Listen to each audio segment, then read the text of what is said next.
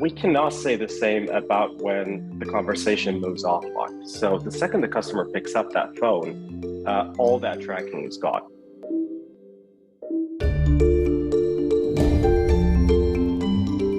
Welcome to UpTech Report.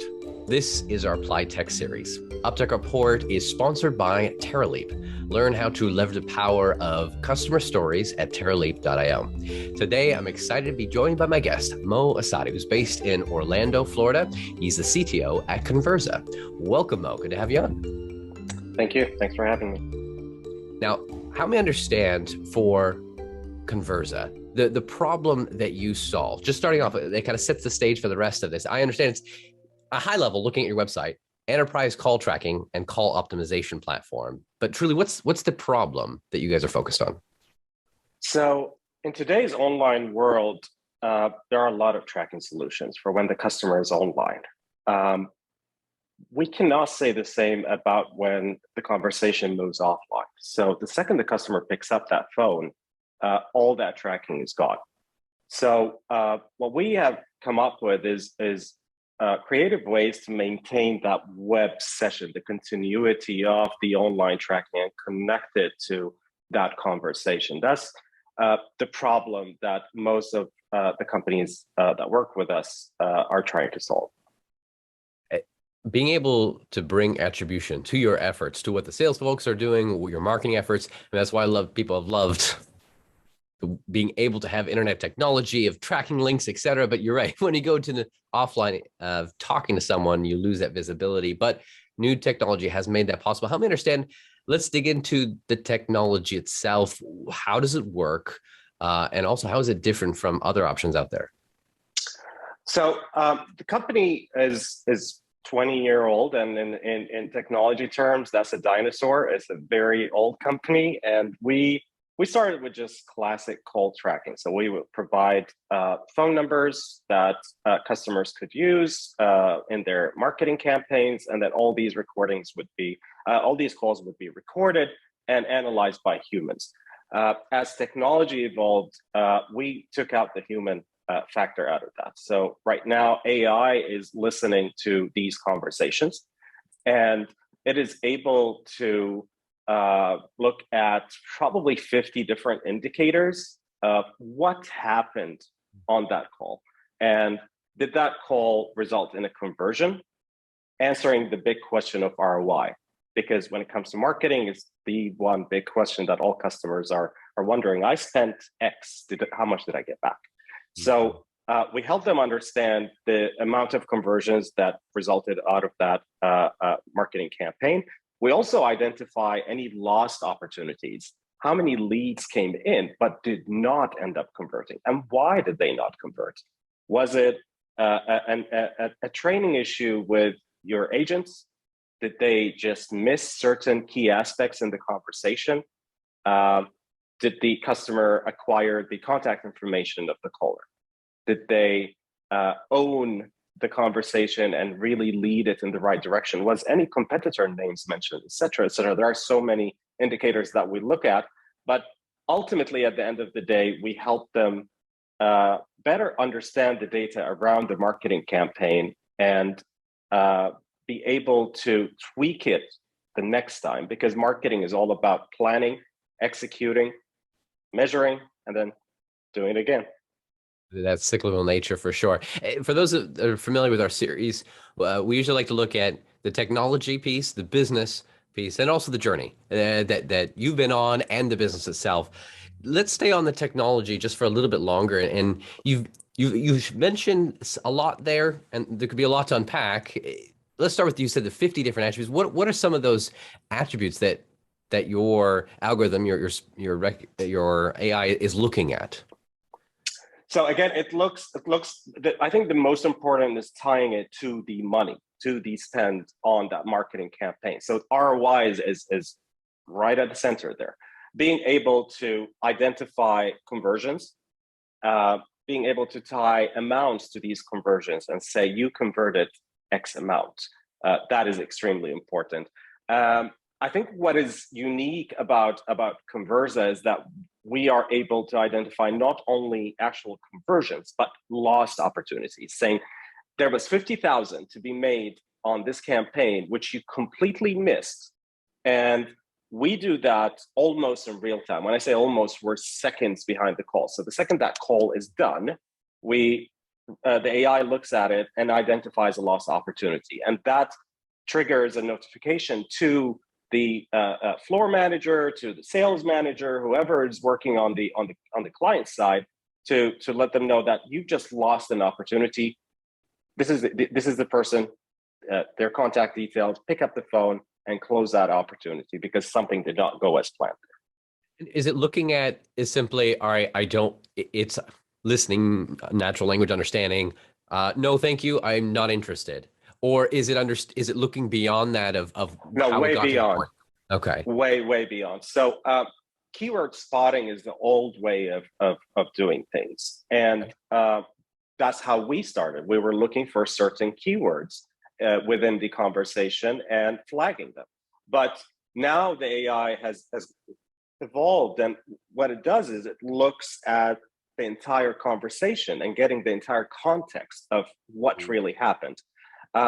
One really cool feature that we is in beta right now, we're going to release it probably in a couple of weeks, is taking a 30-minute conversation and summarizing what happened on that call in just a few sentences. Oh. So it would say, customer X called, you spoke about the weather, just to be nice. Then you got into business. They mentioned a competitor name. They mentioned where they saw your ad, and ultimately ended up making an appointment, converting, buying, etc. That immediately makes me think of how some AI has been used to condense like earnings calls, et cetera, or into like little news headline articles. Automatically, you're doing now the same for sales calls. Correct. Wow. Correct. This also saves all of our advertisers time because, again, classically, they used to listen to all these calls, and that's extremely time consuming, especially for a campaign that has tens of thousands of calls. You would start sampling and basing your entire report on samples, on random samples. But instead, now we allow them to just take a look at in a glance at a summary and be able to understand what happened on the call. And more importantly, to focus on the calls where things did not really go as planned. Mm-hmm. For this to be able for folks to use, is it, you're saying, you mentioned also giving suggestions. Are you building around it's like, here's now go do this with this, or is it more of a dashboard, like here are the results of what's happened, and then they have to infer the... Okay, so the way it looks today is it's a dashboard. The way it looks today, and that's an important keyword. So it will give you all the insights about all of your calls almost in real time, but I'm not a big fan of the word almost there. What I want to do is do it in real time. So what we're working on is a dialer where a call is outbound or inbound. An agent is speaking with a customer of sorts. We are at a point where we are able to get the transcription of the call live, and it's available, and it understands not only word by word, but it changes the context based on historical sentences being said. So it will update itself, and then that will map into all of our indicators live and be able to coach the agents in a way, telling them where to take the conversation, which key points they missed, and how to own it back again. Hold on a sec. So you're saying during the live call, the agent's having a visual coach by this AI of what to talk about next based off of what it thinks is happening in the conversation. Correct. We're it's not yet announced, but we're 90% done with it. I expect it to be done in a few weeks. Wow. So there's a lot to even talk about that. What does the future look like as a salesperson in a role where you get live coaching by this artificial intelligence, and good things, bad things, thoughts around it that could come from that, whether it's well understood thoughts, you have preconceived notions of I'm being told by an AI what to do versus the reality of the data that's there. But if I take a step back at the business use case, I mean, the marketers want to know what's working, what's not working, and the sales leaders. You're working with both marketing and sales leaders, I guess, for this type of tool to be taken advantage of. Correct. We work with both sides of the equation, and just to go back to that point where it could be taken in a negative way, where computers are telling people what to do. It's not really that, because a good salesperson is a good salesperson. But if you simply just forgot to collect the contact information for the caller, or you did not mention your business name, or a competitor was mentioned, and you needed to turn that conversation into a positive conversation, it will give tips and tricks. But then a good salesman will always be a good salesman. Those jobs are there to stay.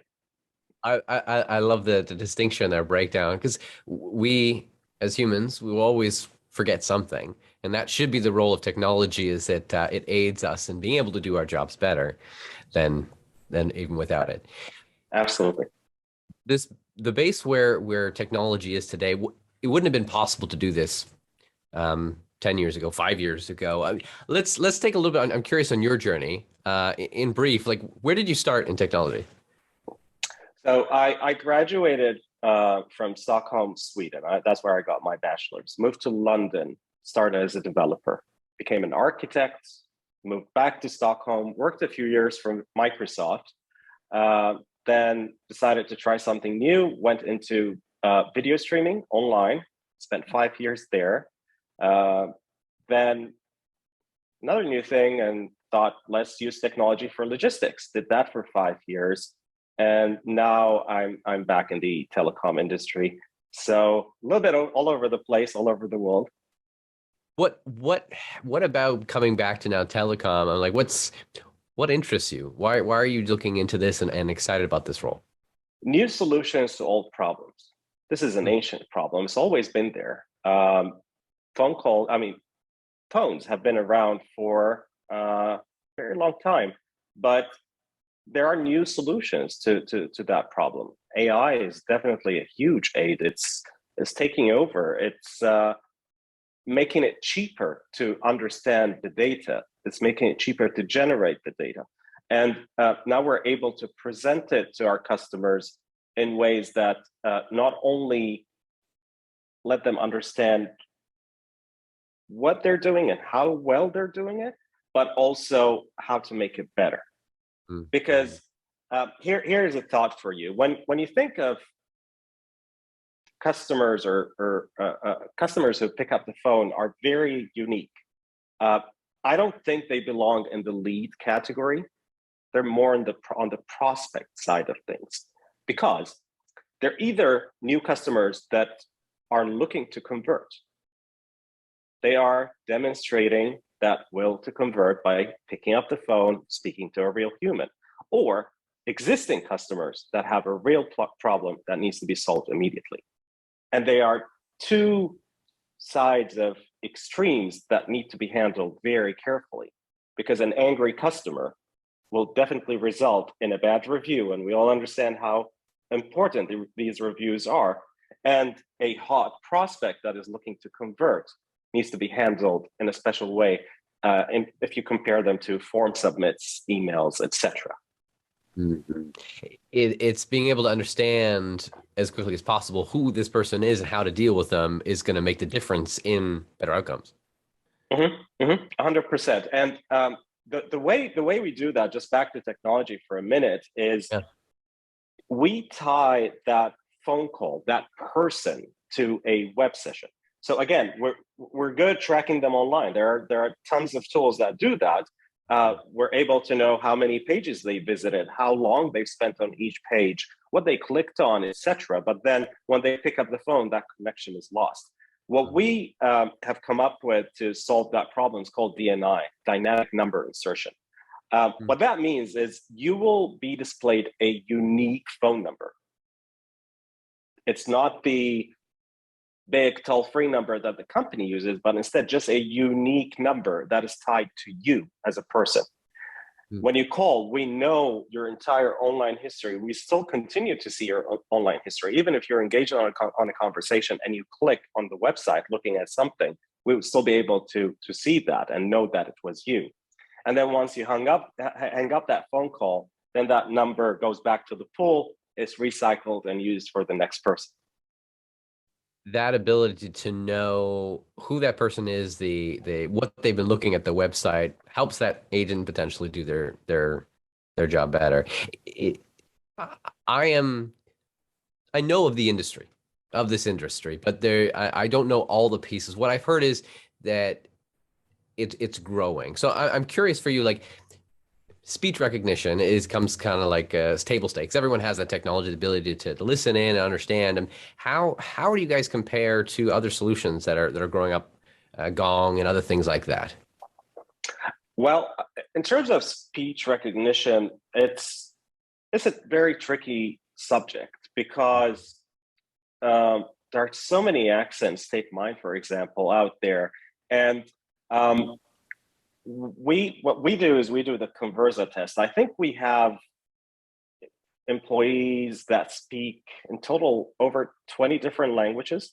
So when we speak English, it's going to sound extremely different. We're across multiple time zones, and we test it ourselves to make sure that it's able to pick up what we're saying. If it does that, then definitely it will do very well out there. So that's what we've done historically. You're using your own algorithm for speech recognition? No, we don't. We don't. No, it's one of these things that, if you cannot do it perfectly, it's better to just use a third party and focus at what you do best. Right. I'm all for shortcuts when possible. Yeah. As I said, I think I said earlier, it's almost become table stakes. You have the big 3 or 4 that are doing this and have pouring research in and being able to have this, and you can build on top of it. So where is you see as your sweet spot compared to, again, the other solutions that are rising up there? So it's all about the telephony knowledge, and we're expert in that matter, and combining it with new technologies. So again, I came from industries where I've never worked with telephony. I had to learn it the hard way.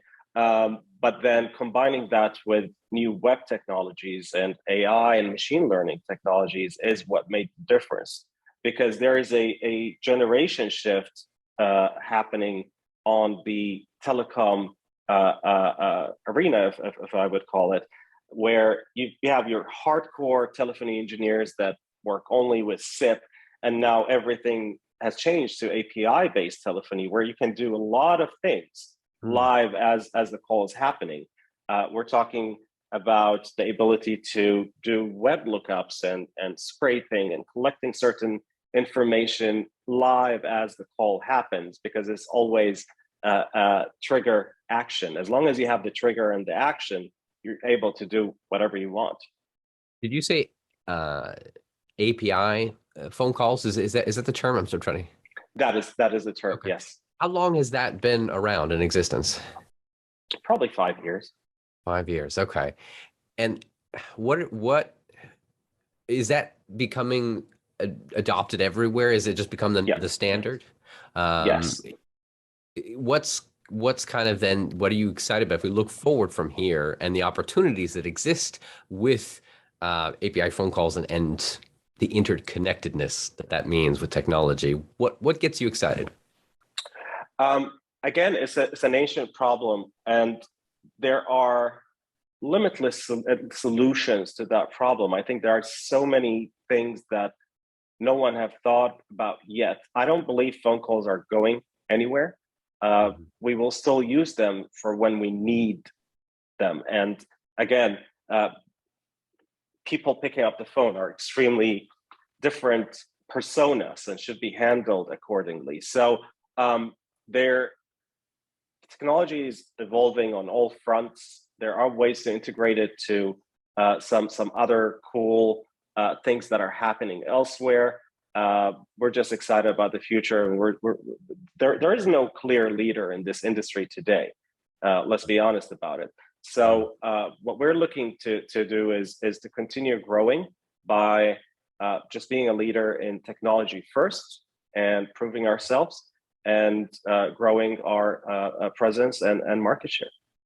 If you think for these marketing leaders and sales leaders that could be using your technology and others, if you were to give them, I'd say words of wisdom, but it's more than that. I mean, for them to be able to use technology to do their job better, I mean, what's some of the things that they should be keeping in mind?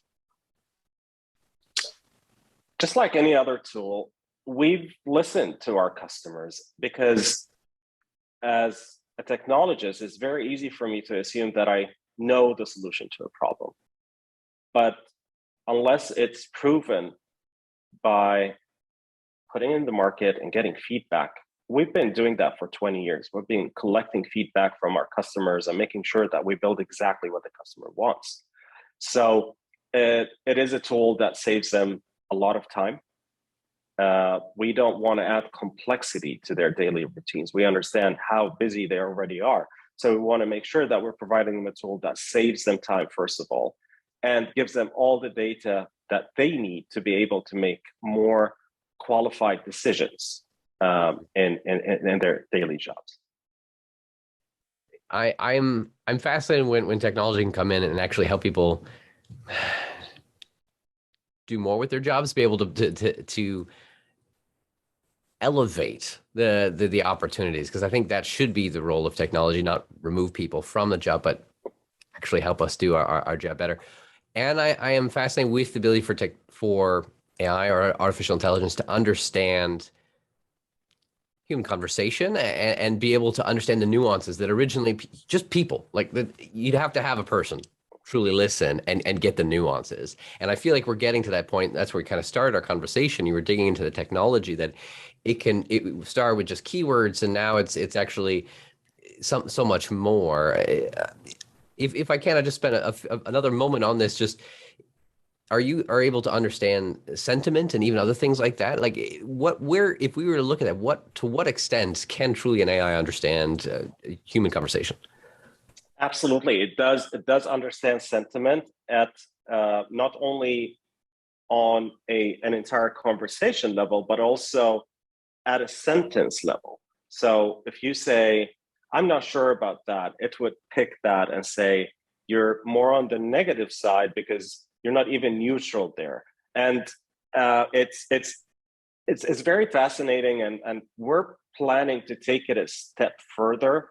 Potentially, because most of sales calls are moving from typical phone conversations to what me and you are doing right now. Everything is moving to Zoom, Google Meet, etc. So we have an additional layer of information that is not being utilized, which is the video track of this conversation. So we're working on a technology that is going to look at facial expressions and being able to aid the agent or the salesperson in this case of just reading the room and knowing how the person in front is feeling about a certain product or service. I think video calls only become more natural and normal, but that has a whole nother level of challenge to understand the nuances and are people paying attention. I just had a recent conversation on UpTech of another person talking about this exact same thing. It's like if someone is looking at you, or if they're looking at their screen over here, but you're actually over here, but does the computer understand the difference between the two? There's a few challenges to solve.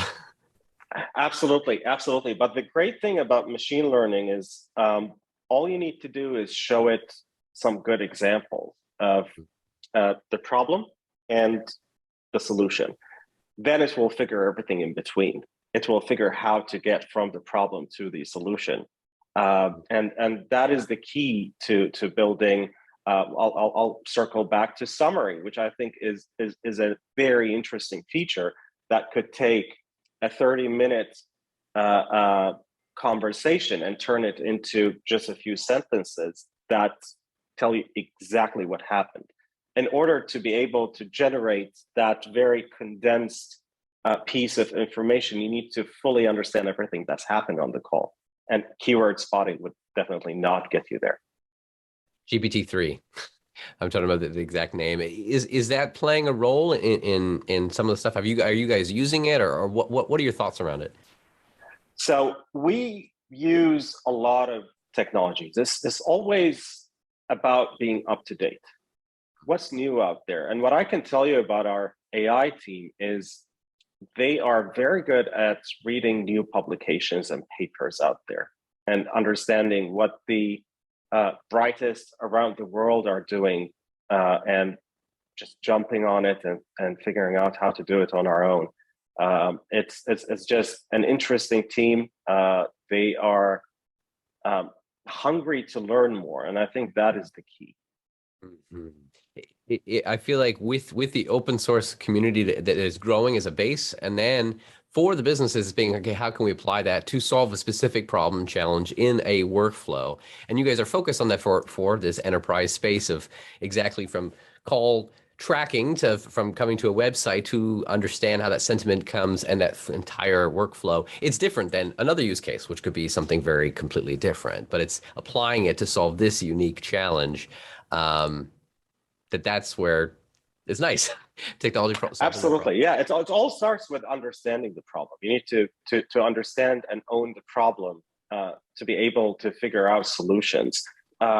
It's AI and ML is a lot of trial and error. That's just the way the industry works. We have these extremely bright engineers that are doing complex math that I do not understand in most cases. But at the end of the day, they keep tweaking it until it reaches a level where both us and our customers are happy. So we're hitting 95% accuracy on pretty much everything that we do, which is extremely high in the ML world. Yeah, I feel like about a year ago, 80% was really, really good. Like that's like, yes, we got 80% there, and that's a good thing. But to be able to get to 95%, that's impressive. With 80%, you're still 20% wrong. So it wasn't so acceptable. We pushed it to 95, and we're still 5% wrong. We'll keep pushing. And that is the future and excitingness of AI. And I'm excited for where you guys are going to. For those that want to learn more about Convirza, you can head over to convirza.com. That's convirza.com. Thank you, Mo, for sharing your story and the future of where we're headed. This is exciting. Thank you, Alex. Thanks for having me. And we'll see you all on the next episode of UpTech Report. Have you seen a company using AI, machine learning, or other technology to transform the way we live, work, and do business? Go to uptechreport.com and let us know.